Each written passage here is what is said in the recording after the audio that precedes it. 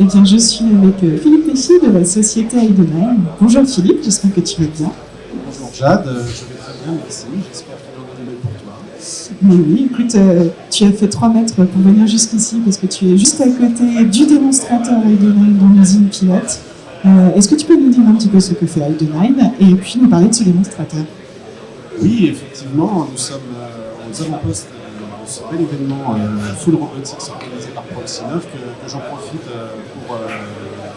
que j'en profite pour remercier au passage. Donc Heidenheim est une entreprise d'origine allemande spécialisée dans la mesure de précision avec des applications diverses, dont notamment la robotique.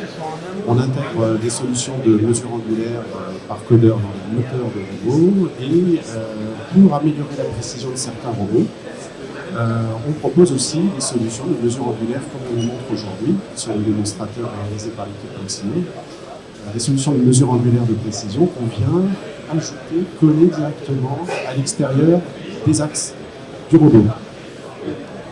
Donc là, on a choisi pour le démonstrateur un coquet qui était déjà réusiné pour faire de la haute précision. Donc avec votre codeur externe, on va arriver avec encore plus de précision derrière. Quelles sont les applications types sur lesquelles on vous demande de placer ces codeurs externes? Aujourd'hui, les robots qui sont concernés par ces applications ont de nombreux cas d'application, comme par exemple ici du contrôle dimensionnel en ligne par scan. Donc le robot KUKA ici est équipé d'un scanner et donc de nos codeurs et peut se recalibrer en automatique. En tout cas, c'est l'objectif de ce démonstrateur.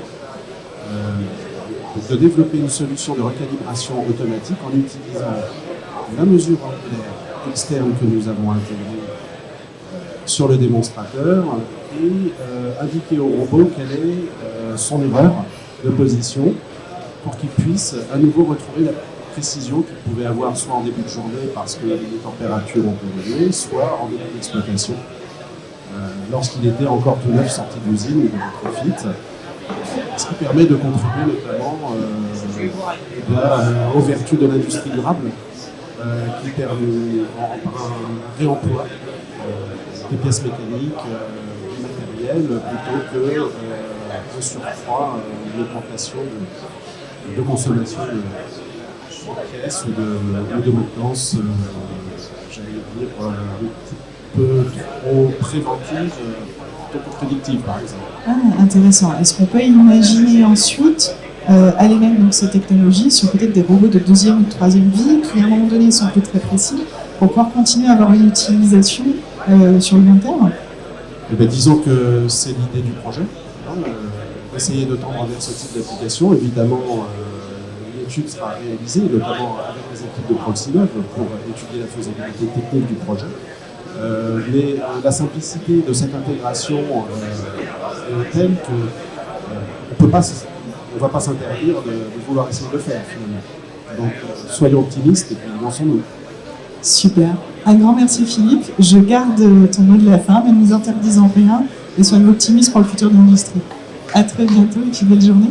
Merci beaucoup Jade pour ton accueil et l'accueil de tous les clients. À bientôt, bonne journée.